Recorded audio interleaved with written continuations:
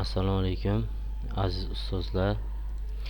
Mana sizlar bilan bugun e-maktab platformasida CSB lar bo'yicha demak onlayn CSB berishni ko'rib o'tamiz. Demak siz mana jurnalga, ya'ni e-maktabga kirib olamiz. E-maktabga kirgandan keyin demak o'zingizning sinfingizga kirasiz. Mana sinfga kirdik jurnalga. Shu yerdan endi BCB chiqarishni bosamiz. Shundan CSB ni tanlaymiz. Tilni o'zbekcha tanlaymiz. Va shu yerda mana 3-demo, demak bizda yopiq. Chunki bizda to'liq hamma ishlagan. Ana shu yerdan masalan bu biz berib bo'lganmiz. Shu yerdan kirib bersak bo'ladi. Demak 9A sinfda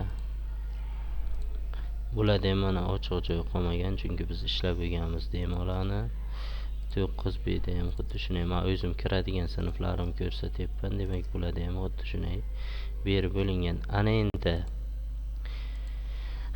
BCB larni ko'rsak, BCB varianti o'tib o'zbekchani tanlab ko'rsak, demak mana BCB demo ishlangan, BCB original, ya'ni bu o'zimiz olishimiz kerak bo'lgan BCB lar. Demak shularni ustiga bitta bosamiz. Demak mana chiqyapti. Demak 19-sinf umumta'lim geometriya 3-orak BCB bitta bosasiz. Mana zagruzga chiqdi. Demak bu yerda mana zagruzkani ochib olsak, demak o'sha yechilishi, bu yog'i hammasi baholash mezonlarigacha hamma narsa bor.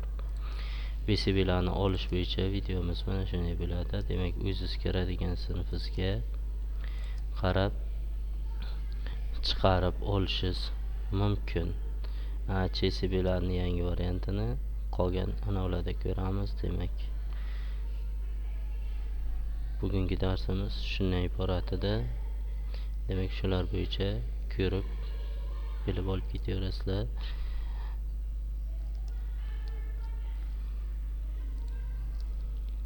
Demak e'tiborlaringiz uchun rahmat.